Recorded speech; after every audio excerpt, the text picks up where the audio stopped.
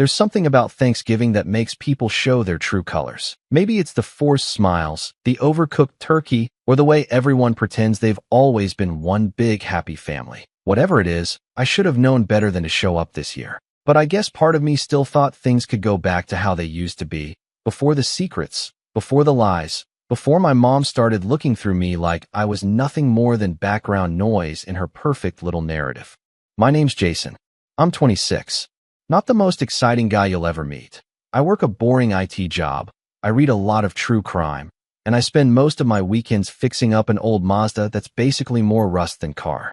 I used to be the golden child, back when grades mattered and my mom could brag about me at her church group. That all changed when my younger sister, Ellie, got herself a boyfriend who knew how to turn on the charm. That guy could have burned down the house, and she would have called it romantic. Ellie's 2 years younger than me and has always been the center of attention. Ever since we were kids, she had this way of making everything about her. If I got an award, she cried about being left out. If I got grounded, she pouted because I was ruining the mood. But somehow, everyone just loved her. She was the pretty one, the sweet one, the one who could get away with anything, because that's just Ellie. And my mom, she fed right into it. I swear, that woman could be waist deep in evidence Ellie lied, and she'd still find a way to blame me. Things hit a turning point a couple years ago, but I didn't speak up until this Thanksgiving. I'd been waiting, planning, watching everything unravel behind the scenes while they thought I was just the bitter older brother. But I'm getting ahead of myself.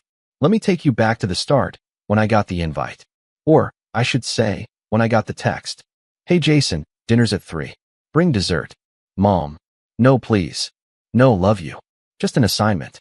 A task. Like I was the help. It shouldn't have bothered me. This wasn't new, but it did. It always does. Because I still remember when she used to call me her little hero.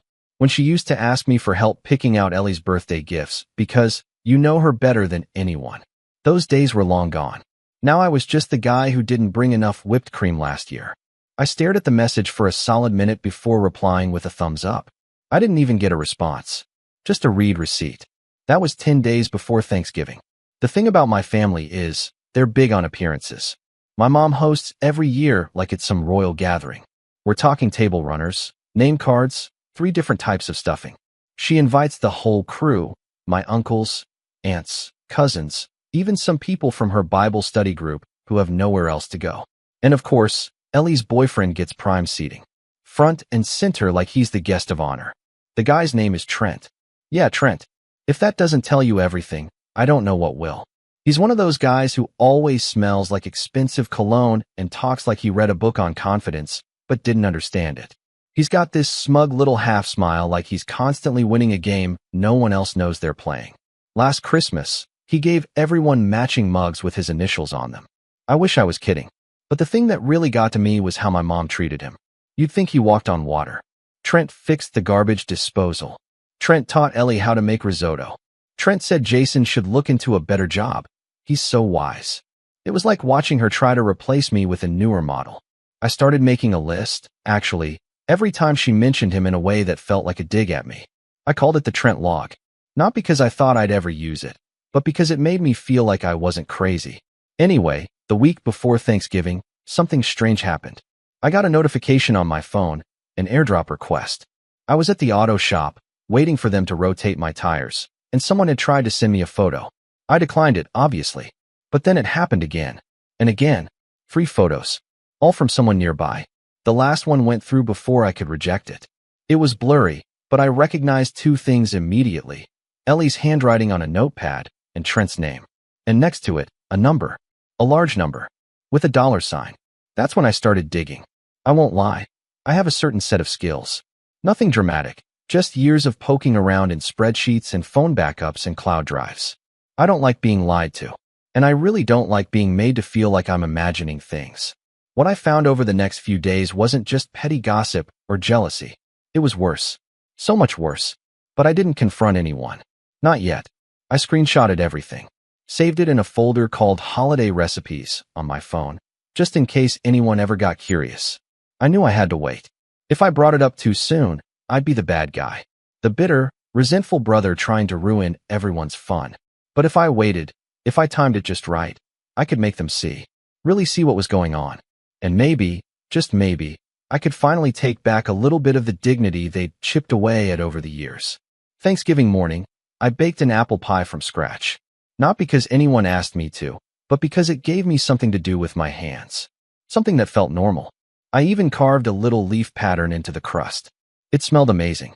I boxed it up carefully and got dressed in my usual button-down and jeans. Nothing fancy, just enough to look like I cared. I left a little early, knowing traffic would be a mess. And sure enough, it was. Took me almost an hour to get across town. When I finally pulled into my mom's driveway, the house looked like something out of a holiday magazine. Pumpkins on the porch, wreath on the door, candles flickering in the windows. I almost felt nostalgic. But then I got out of the car. I didn't even make it up the steps before I heard my Uncle Ray's voice. Booming, obnoxious, and way too loud for someone who hadn't seen me in a year. "Well, look who it is," he said, standing in the doorway with a beer in one hand and a smirk on his face. "Didn't think you were coming after what happened last time." I blinked. "What do you mean, last time?" He just laughed. "You know what I mean. Come on, don't make this weird." I hadn't seen Uncle Ray since the 4th of July barbecue, when he got blackout drunk and knocked over the grill. But somehow I was the problem. I tried to brush it off, balancing the pie in one hand as I climbed the steps. That's when I heard her voice. "Jason," my mom said, stepping into view behind Ray.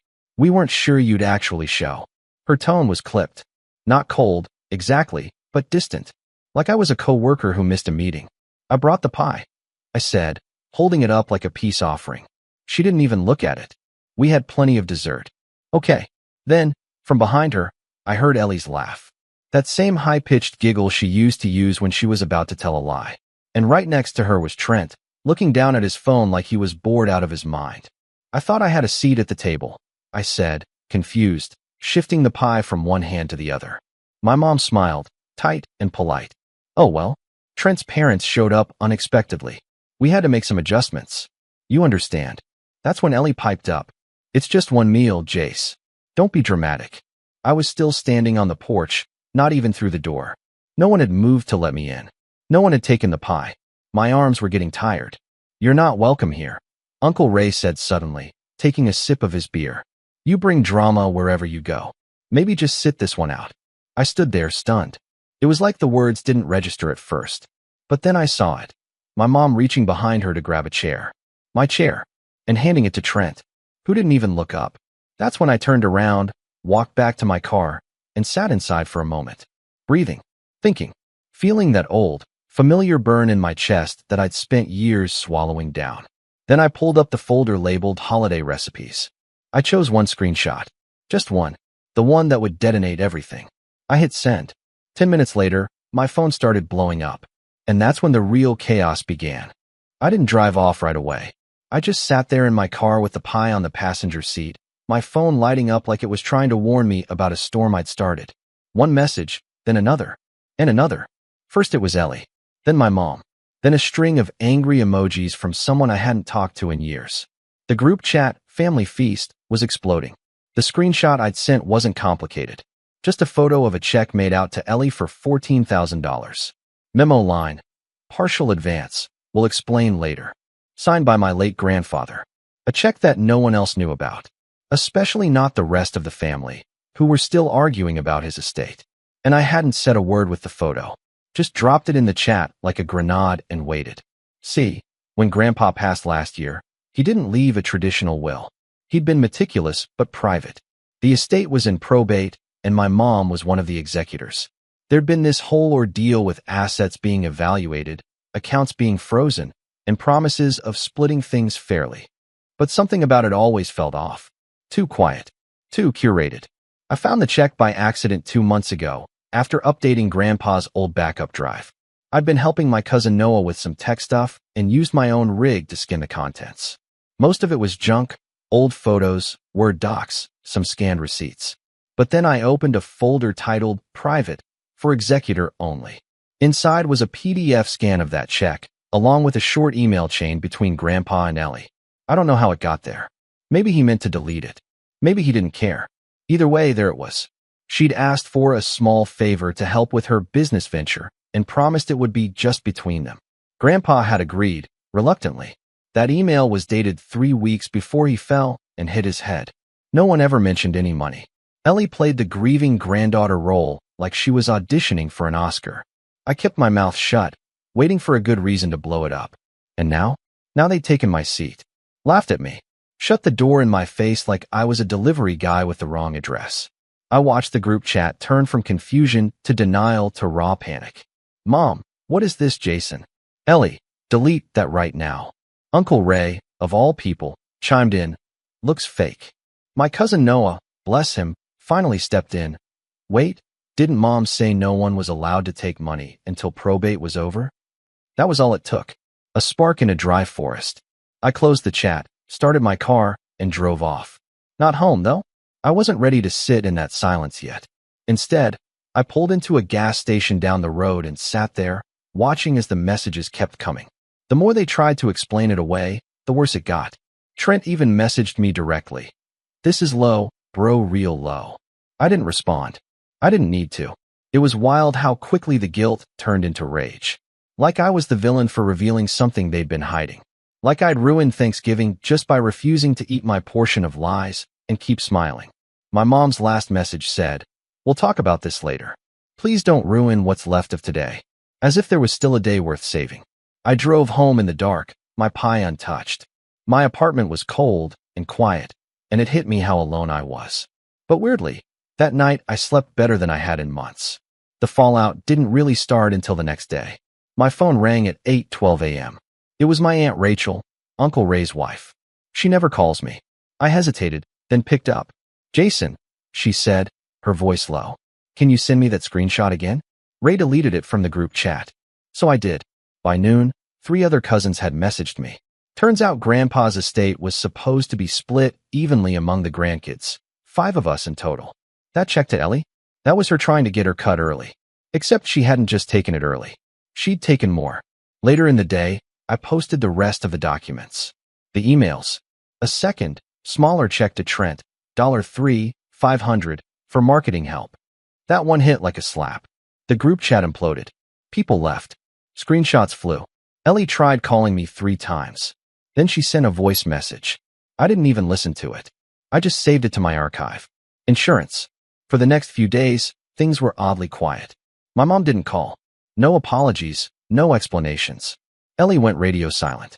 Then, out of nowhere, Noah texted me. Dude. Family meeting at your mom's place. Tomorrow. 6 p.m. Be there. I didn't answer. But I showed up. I wore black. Not for drama, just because it felt appropriate. The vibe in that living room was tense enough to cut with a knife. Everyone was there, except Ellie and Trent. My mom looked like she hadn't slept. Uncle Ray looked annoyed, like he'd rather be anywhere else. Aunt Rachel was clutching a manila folder. Noah gave me a nod when I walked in. Thanks for coming, my mom said, not looking at me. Sure, I said, sitting on the far end of the couch. No one offered me a drink. The meeting was basically 2 hours of arguing. Everyone trying to figure out how much Ellie had taken, how it had gone unnoticed, and what could be done. My mom defended her at first. Of course she did. It was just a mistake. She thought she'd be able to pay it back. But when Noah pulled up the email chain from the probate attorney confirming no funds were to be released, her tone changed. She made a mistake, she said again. But she's family. That's when I said it. So am I? Or did you forget that when you gave my seat to her boyfriend? Silence. Heavy, suffocating silence. My mom looked at me, her mouth slightly open. Jason, that wasn't about you. We had to. You didn't have to do anything, I said, keeping my voice even. You made a choice. Just like she made a choice. And now you all get to live with that. I didn't yell. I didn't cry. I just stood up, nodded to Noah, and walked out. The air outside felt colder than before, like something had shifted. That night, I got another message. This one wasn't from family. It was from Trent. It read, "We need to talk. I know things. Things you don't." I stared at the screen, heart pounding. Because Trent wasn't the type to bluff. He wasn't smart enough to make things up, but he was arrogant enough to talk when he shouldn't. I didn't respond. Not yet. But I knew this wasn't over. Not by a long shot. What he sent next changed everything. When Trent's message popped up that night, "We need to talk. I know things. Things you don't." I felt my gut tighten in a way I hadn't felt since my dad left when I was 12. It was that same creeping dread, The one that coils behind your ribs when you know the next page of the story is going to change everything. I stared at my phone for 10 minutes before I responded with a simple talk. No reply. Not for hours. Then, at 2:13 a.m., just as I was slipping into that half-sleep where your thoughts melt into static, my phone vibrated. It was a long paragraph. No punctuation. Rushed. Sloppy. She made me cash the checks. Both of them. I didn't want to, but she said her mom knew about it. She said the money was early access and that you'd probably figure it out eventually. She told me if I said anything she'd say it was my idea. I have screenshots. I want to send them to you. But not here. I blinked at the screen. I wasn't sure what disturbed me more, that Trent was finally breaking, or that he thought I was the safe one. The guy they'd iced out on Thanksgiving was now the only person he could trust. It was surreal, but I didn't gloat. Not then. We arranged to meet the next day. A coffee shop halfway between his place and mine. One of those hipster joints where everything's reclaimed wood and indie playlists. I didn't sleep that night. Just sat on my couch, replaying every memory, every offhand comment Ellie made in the past year. It all started clicking into place like a sick puzzle. Trent showed up late, looking jumpy. No flashy smile, no expensive jacket. Just a hoodie and jeans and bloodshot eyes. He had a manila envelope clutched in his hand like it might burn him. He slid it across the table without a word. Inside were printouts of text messages, screenshots of Venmo transactions, even a photo of Ellie holding a check while flipping off the camera with her other hand. The date stamp? 3 days after Grandpa's funeral. She said she was owed. Trent muttered, stirring his coffee even though he hadn't added anything to it. Said the rest of you didn't do enough for him. That she was the only one who visited him in the hospital, so she deserved more. I wanted to throw the cup across the room. Not because I was surprised, but because part of me had visited Grandpa. I'd sat there with him and watched him struggle to remember where he was, what day it was, whether Ellie was still in school. He called me by my dad's name once, and I still remember the way he smiled when I corrected him. Jason, he said. That's right.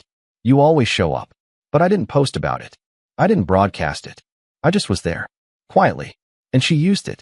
Turned it into leverage for a payout. Of course she did. What do you want from me? I finally asked. Trent looked up. I want out. Of all of it. Ellie, the family, the drama. I should have walked a year ago, but your mom loved me and I liked being someone. You know, I did. That's the thing, I really did. He left me the documents and told me to do what I had to do. I walked out with that envelope and felt like I was holding nuclear codes. I didn't even go home. I drove to a park, sat on a bench under a dead tree, and let the cold November wind cut through me. I was done. Done waiting for apologies. Done hoping they'd suddenly remember I was family. Done thinking this was just a phase and things would go back to normal. This was normal. This had always been normal. I just hadn't wanted to believe it.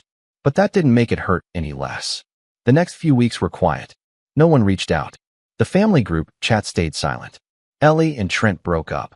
I only knew because she wiped him off her Instagram and posted one of those cryptic stories that read, "Better to lose a man than lose yourself." Classic. I withdrew. Stopped going to the gym. Skipped my usual D&D sessions with coworkers.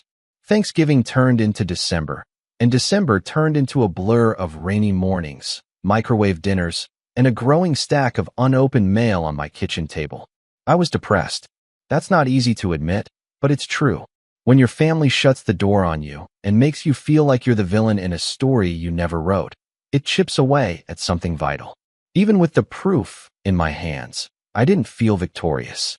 I felt hollow, betrayed, discarded. I'd hit rock bottom. And in a strange way, that gave me clarity. Rock bottom meant there was nothing left to lose.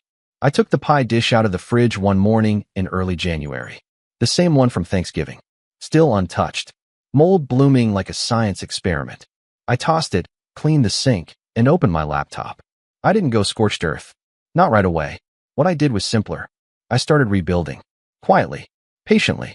Piece by piece. I switched jobs. I'd been working IT for a mid-sized accounting firm. Good pay, but toxic culture. I'd been coasting there for years. Now, I started freelancing.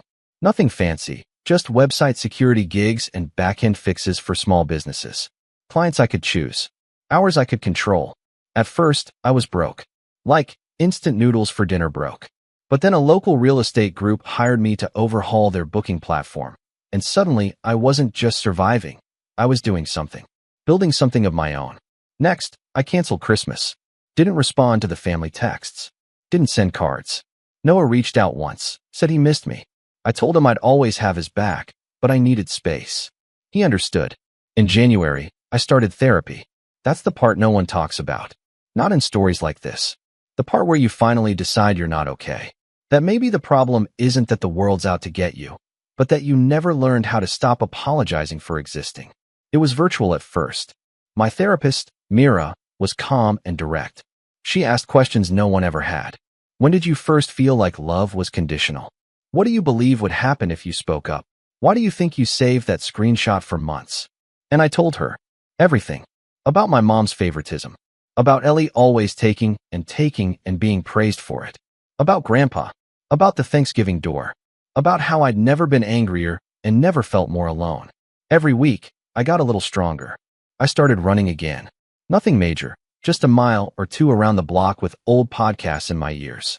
I deleted half my social media. Stopped checking what Ellie was posting. Stopped reading family threads. Stopped hoping they'd change. And slowly, people noticed. Clients started referring me. One even sent a thank you gift, a coffee mug with Hackerman on it. I laughed harder than I had in months. Then, in early March, Noah called again. You might want to check the family group, he said. I hesitated, but I opened it. There were photos, screenshots, legal ones. Apparently, Aunt Rachel had petitioned for a third-party audit of the estate. The court had agreed, and in doing so, discovered not just Ellie's early withdrawal, but a second hidden account that had been set up to funnel small amounts monthly. Not large enough to be suspicious, but enough to matter. The executor had been my mom. She'd known. The whole time. She'd helped Ellie do it. I didn't react. Not externally.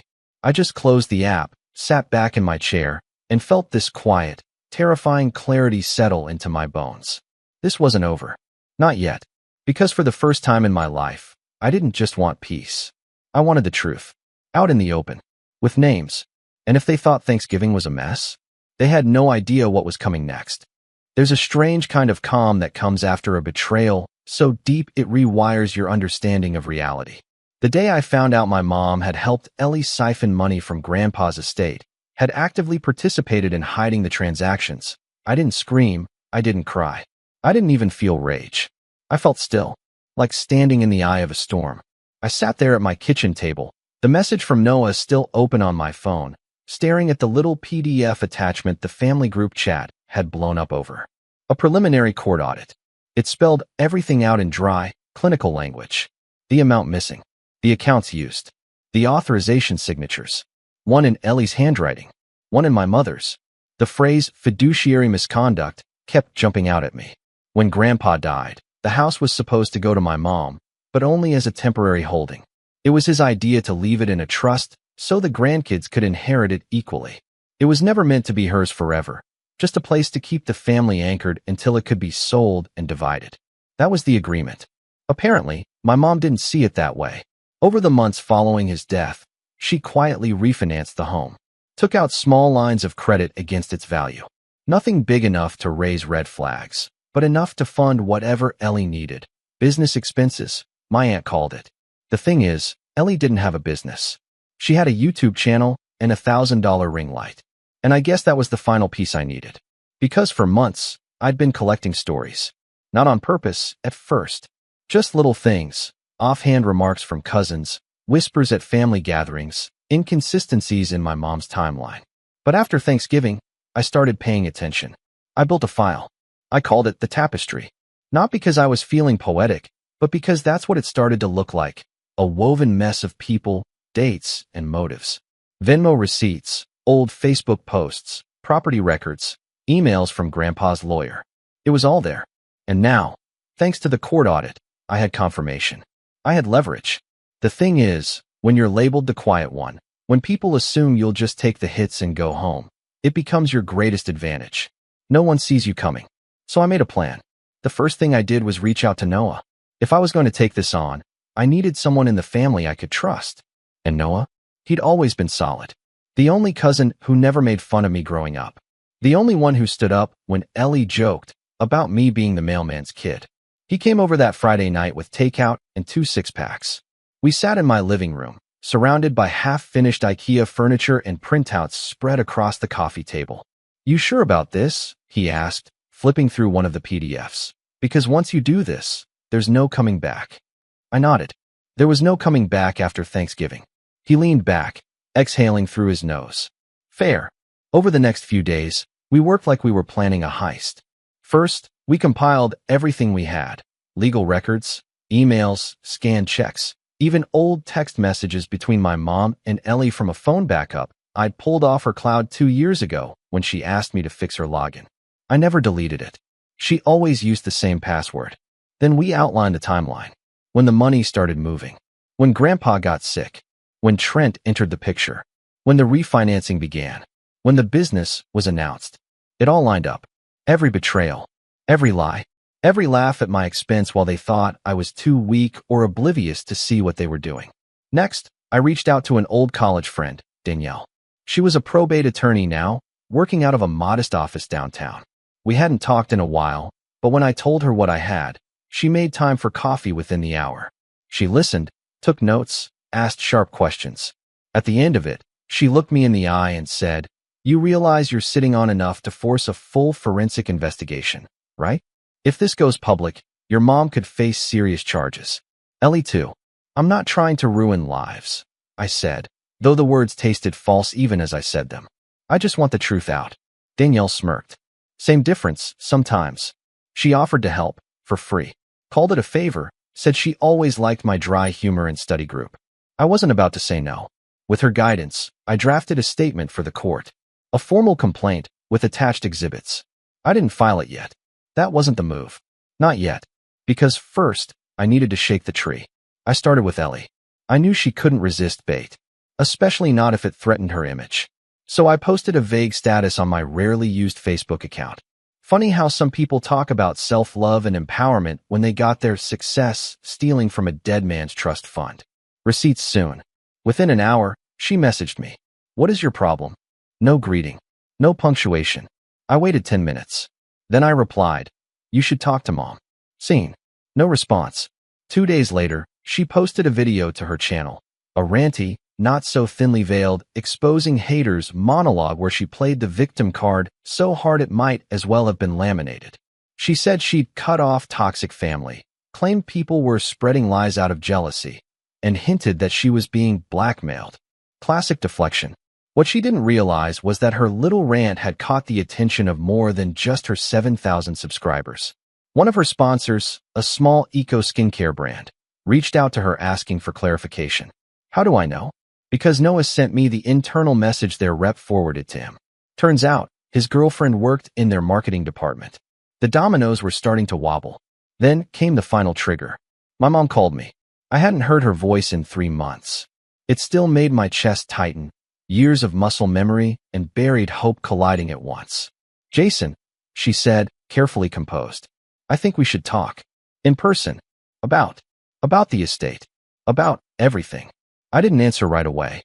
"I'd rather have my attorney present," I said eventually. A pause. "You got a lawyer?" "I had to," I replied, keeping my tone flat. "After what I found." Another pause. This one longer. "Then, we're family.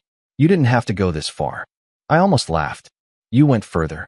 She sighed, long and theatrical. "What do you want?" There it was. No apology. No remorse. Just the question they all eventually ask. "What do you want to make this go away?" I didn't answer. Because the truth was, I wanted everything. Not money. Not revenge for its own sake. I wanted the silence to break. I wanted everyone who ever looked at me like I was an afterthought to see. I wanted the playing field leveled.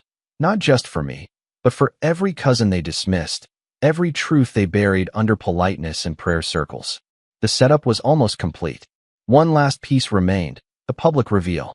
I didn't want to dump everything online and become a viral Reddit case. That wasn't my style. What I wanted was surgical, clean, unignorable.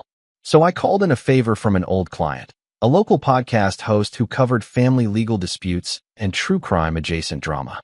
His show wasn't huge, but it had a loyal following. When I told him the story, anonymized for now, he said, "This is insane. And if you have the receipts, it could be our biggest episode yet." I gave him everything. Redacted names, masked voices, blurred documents, just enough to make a splash. And right before he published it, I did one more thing. I sent a final message in the Family Feast group chat. It read, "Hi everyone. You should listen to this," followed by the podcast link. Then I turned my phone off, leaned back in my chair, and waited for the sound of everything they built on lies finally collapsing. I didn't turn my phone back on for 8 hours. I went for a walk instead, one of those long, deliberate ones where you don't care where you end up. I wandered through a nearby park, cut through an alley behind the community theater, ended up at a bench in front of a frozen pond. My breath fogged the air as I sat, letting the quiet soak in. The last few months had been a blur of betrayal, research, therapy, and the slow, steady build towards something that couldn't be undone. I wasn't scared. I was ready. When I finally powered my phone back on, the notifications came in like a flood. Texts, missed calls, voicemails. The family group chat was in full meltdown mode. There were over 150 unread messages. Half of them were deleted already, but others remained, screenshot-worthy rants, desperate explanations, and a few threats from people who clearly didn't understand how podcasts work. Ellie's was the first call to come through. I declined it. Then came a text. "You have no idea what you just did." I didn't respond, because the thing was, I knew exactly what I'd done. The podcast had gone live that morning. A 58-minute expose, with names redacted, but enough context clues for anyone in our town, or anyone on Facebook, honestly, to piece it together. The story of a family matriarch who abused her role as executor, a daughter who manipulated an inheritance, a grandson who uncovered everything and stayed silent until the day they shut the door in his face. It was emotional, calm, smartly narrated. It didn't scream vengeance, it whispered accountability. By evening, the episode had over 40,000 plays. A local news blog picked it up.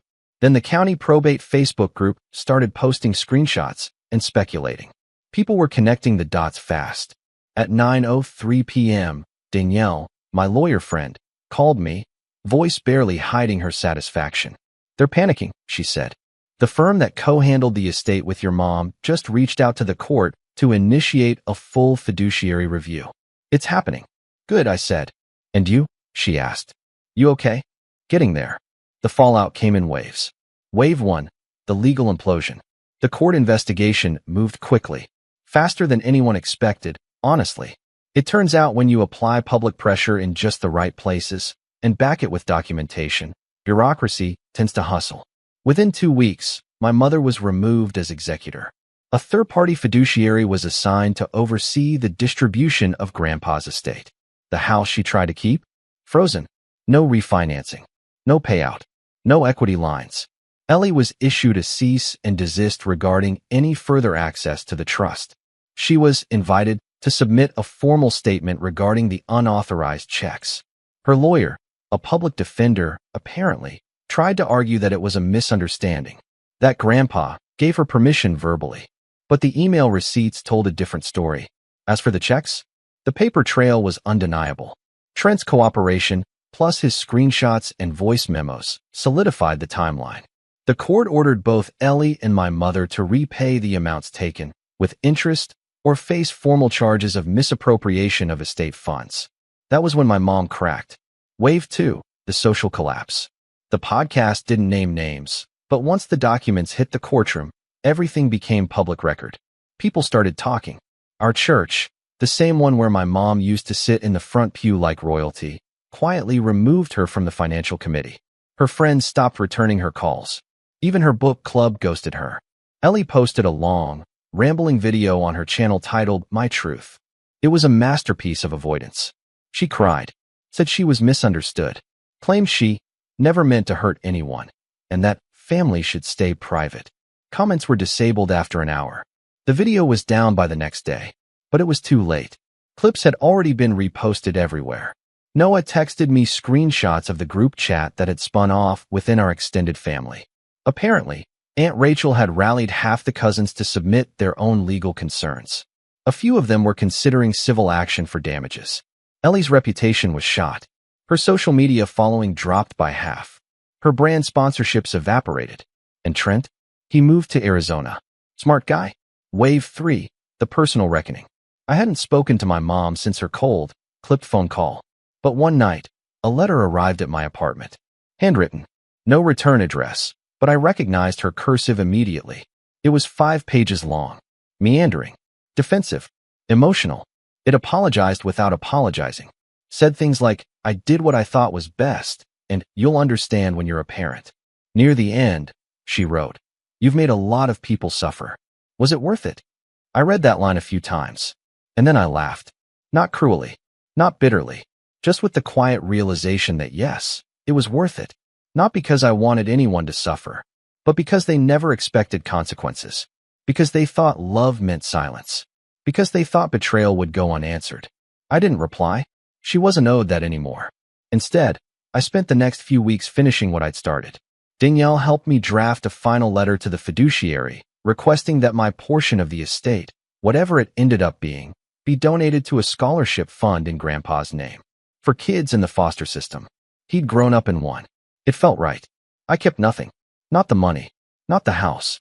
Not the memories that no longer served me. I let it go. Because this revenge? It wasn't about destruction. It was about liberation. Noah and I still talk. We get coffee every Sunday now. Sometimes we laugh about the drama. Sometimes we talk about Grandpa. Sometimes we don't talk at all. Just sit in the quiet, knowing we got through it. One day he said, you know, I think Grandpa would have been proud. I nodded. I think he already was. And that's how it ended. Not with a scream, or a courtroom brawl, or some viral justice moment. Just the truth, revealed. A family, fractured, but honest. A legacy, reclaimed. And me? Finally free.